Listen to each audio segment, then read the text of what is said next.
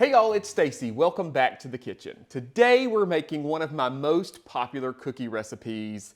This is my recipe for my Pecan Snowball Cookies. Now, these cookies go by tons of different names. Some people call them Mexican wedding cookies, Russian wedding cookies, or Russian tea cakes, sand tarts, butterballs. I just call them delicious, and they're really easy to make.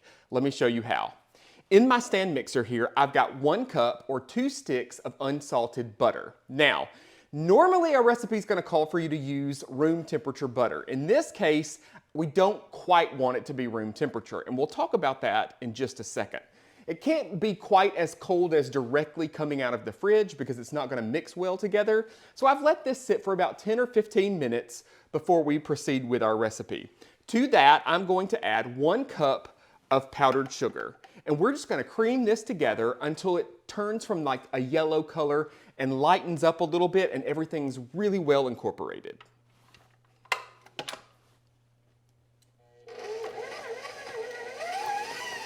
All right, you can see that this is already starting to lighten up in color. I'm using the beater blade attachment here on my mixer, and you're really going to need either a stand mixer or a hand mixer for this. Just because you're going to wear yourself out trying to do it by hand, I'm just going to stir this just a little, scraping down the sides so that we can make sure that we get that powdered sugar that's kind of fallen to the bottom of our bowl here well incorporated, and then we're going to mix it again. All right, now that that's nice and incorporated, I'm going to add 2 teaspoons of vanilla. You can use an extract or a flavoring, and about 1/4 teaspoon of salt, and just get that mixed together. All right, now for our flour. I've got 2 cups of all-purpose flour that I'm just going to gradually add here as the mixer runs.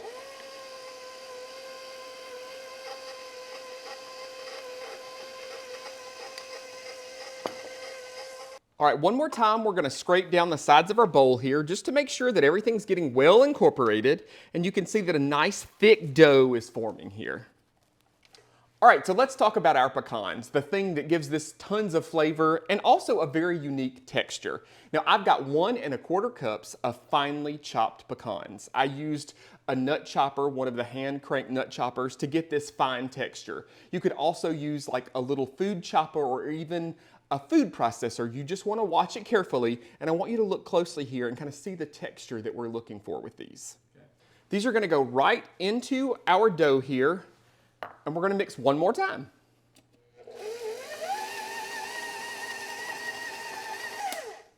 All right, now that that's done, we're going to start rolling these into balls. Now, earlier I talked about the importance of having your butter at the right temperature. And the reason that is because we want to make sure that when we bake these, they're not going to flatten out. They're called snowball cookies, so we want them to maintain that round shape. Keeping that butter cool is what's going to help do that. Now, oftentimes I'll get complaints about the cookies spreading too much, and there are 2 things that can be going on there.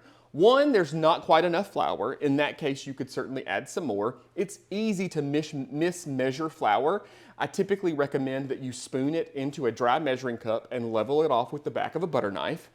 If that's not the case, then the other thing is possibly that your butter is too warm. Once it hits that heat, that butter's going to run out and your cookies are going to flatten. But that's also an easy fix by simply taking this, popping it in the fridge for 30 minutes to an hour, and then that butter is going to firm back up so that when you bake these, they're not going to flatten out completely. All right, so now it's time to roll this dough out into balls. I'm going to use a 1 tablespoon cookie scoop. It makes the process easier, and it's going to keep your cookies nice and consistent. I'm just going to scoop that out, put it right in my hands, and just kind of gently roll this into a ball. My sheet pan here, I've lined this with a silicone baking mat. If you don't have a silicone baking mat, you could also use just some parchment paper. Now, to test this, what you could do is you could take and put 1 cookie dough ball in your oven and see how these are going to bake, to see if you're going to need to chill this dough.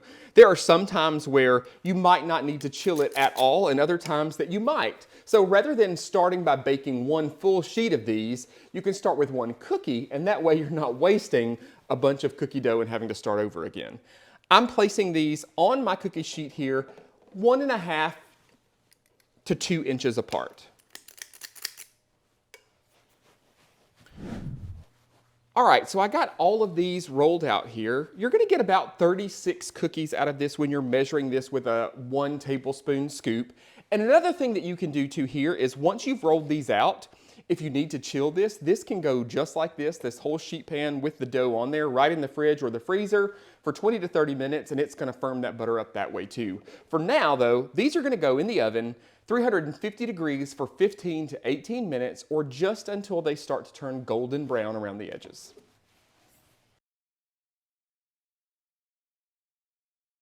All right, so these baked for about 15 minutes. You can see that they didn't spread a ton. They kept that nice round shape.